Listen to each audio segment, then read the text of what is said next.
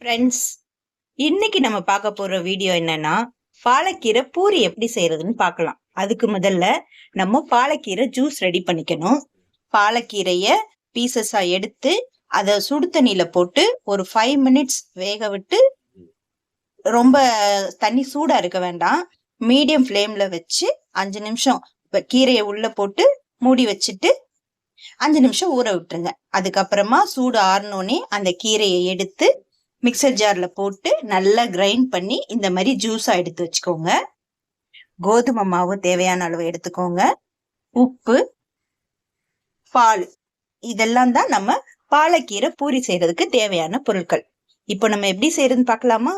வாங்க பார்க்கலாம். பாருங்க ஃப்ரெண்ட்ஸ், இந்த ஸ்ட்ரெயினர்ல போட்டு ஃபர்ஸ்ட் நம்ம கோதுமை மாவை ஸ்ட்ரெயின் பண்ணி எடுத்துக்கணும். ஆக்சுவலி இந்த ஸ்ட்ரெயினர் நான் என்னோட வீடியோல முன்னாடியே ப்ரிவ்யூ போட்டிருக்கேன், பாத்துக்கோங்க. இந்த ஸ்ட்ரெயினர் நல்லா யூஸ் ஆகுது. வாங்கினதுலேயே நல்ல பெஸ்டான ப்ராடக்ட்னா இதுவும் ஒண்ணு. நம்ம ரவுண்டா இருக்கிற ஸ்ட்ரெயினர்ல போட்டு மாவெல்லாம் நம்ம சலிச்சோம்னா அது அங்கேயும் இங்கேயும் பாத்திரத்துல விழுகாம அங்கேயும் இங்கேயுமா விழுகும். இந்த ஸ்ட்ரெயினர்ல மாவு எங்கேயுமே கீழே போகாது, கரெக்டா நம்ம பாத்திரத்துல போய் நமக்கு ஸ்டோர் ஆகும். நல்லா யூஸ் ஆகுது. பெருசா எதுவும் பண்ண வேண்டாம், இந்த ப்ரெஸ்ஸிங்க போட்டு ப்ரெஸ் பண்ணா போதும், மாவு அதுவா தன்னால கீழே விழுந்துரும்.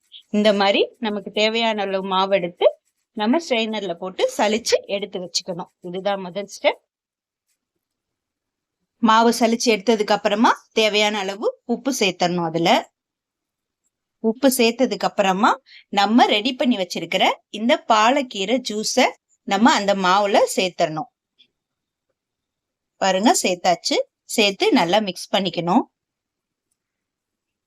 இந்த பாலக்கீரை பூரி செய்யறதுக்கு நம்ம இதுல தண்ணி சேர்க்க போறதே இல்ல, தண்ணி சேர்க்கவும் வேண்டாம், தேவையில்லை. நம்ம தண்ணிக்கு பதிலா தான் நம்ம இந்த பாலும் ஜூஸும் சேர்க்கிறோம். பாருங்க, இப்போ நம்ம எடுத்து வச்சுக்கிற பாலை இது கூட சேர்த்தரலாம். சேர்த்து நல்லா பூரி மாவு பதத்துக்கு எல்லா மாவையும் சேர்த்து ஒண்ணு கூட்டி நல்லா பிசைஞ்சு எடுத்துக்கணும். நமக்கு மாவே நல்லா கிரீன் கலர்ல வரும். நான் இப்போ நல்லா பிசைறேன். பிசைஞ்சு எடுத்து வச்சுட்டு நம்ம பார்க்கலாம். பாருங்க, மாவை நல்லா ஒண்ணு கூட்டி சேர்த்து பிசைஞ்சு வச்சுட்டேன். பாருங்க, நல்லா மாவு ஒண்ணு கூட்டி பிசைஞ்சாச்சு. இப்போ மாவு மேல ட்ரை ஆகாம இருக்கிறதுக்கு மேல நம்ம நெய் அப்ளை பண்ணிக்கணும். நெய் அப்ளை பண்ணி நல்லா ஸ்ப்ரெட் அவுட் பண்ணிட்டு நம்ம துணி போட்டு கொஞ்ச நேரம் மூடி வச்சிடலாம். அப்பதான் இன்னும் கொஞ்சம் மாவு நமக்கு நல்லா சாஃப்டா கிடைக்கும், பூரியும் நல்லா உப்பி வரும். பூரிக்கு மட்டும் நம்ம எப்பவுமே மாவை அடிச்சு பிசையக்கூடாது, சாஃப்டா பிசைஞ்சாதான் பூரியும் நமக்கு நல்லா உப்பிட்டு வரும். சப்பாத்திக்கு தான் மாவை நல்லா அடிச்சு பிசையணும். இப்போ சாஃப்டாவே நம்ம பிசைஞ்சு கொஞ்ச நேரம் துணி போட்டு மூடி வச்சிடலாம். பாருங்க, இந்த மாதிரி வந்தோடனே நம்ம நல்ல ஒரு ஒயிட் கிளாத் எடுத்து மூடி வச்சிருவோம். பாருங்க, இந்த மாதிரி ஒரு துணி போட்டு ஒரு 5 to 10 மினிட்ஸ் நம்ம நல்லா மாவை ஊற விட்டுருவோம். இப்போ 10 நிமிஷம் ஆயிடுச்சு. நம்ம இந்த மாவை எடுத்து இந்த மாதிரி ஒரு இது பேக்கிங் ஷீட்டு.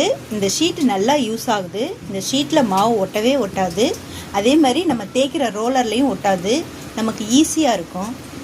இந்த மாதிரி ஒரு பேக்கிங் ஷீட்டில் போட்டு நல்லா நம்ம தேய்ச்சி எடுத்துக்குவோம்.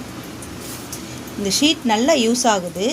இதோட ரிவ்யூ வேணும்னா கமெண்ட் பண்ணுங்கள், நான் உங்களுக்கு இதோட ரிவ்யூ எடுத்து போடுறேன். பாருங்கள், நான் மாவு உருட்டி பூரிக்காக தேய்ச்சி வச்சுருக்கேன். இப்போ இதை எடுத்து எண்ணெயில் போட்டு எடுத்தால் பாலக் பூரி ரெடி. இப்போ ரெடி பண்ணி வச்சுருக்கிற அந்த பூரி மாவை நம்ம எண்ணெயில் போடணும். பாருங்கள், இந்த மாதிரி எண்ணெயில் போட்டு நல்லா பொரிச்சு எடுத்துக்கணும். இதுதான் பாலக் பூரி. சாப்பிட நல்லா டேஸ்டாக இருக்கும், உடம்புக்கு ஹெல்த்தியான ஒரு டிஷ்ஷு. பாலக் பன்னீர் பூரி இப்போ நமக்கு ரெடி ஆயிடுச்சு.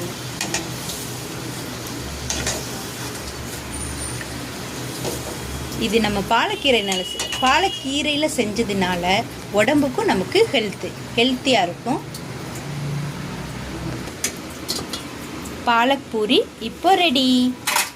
சேனலை சப்ஸ்கிரைப் பண்ண மறக்காதீங்க. நன்றி, வணக்கம்.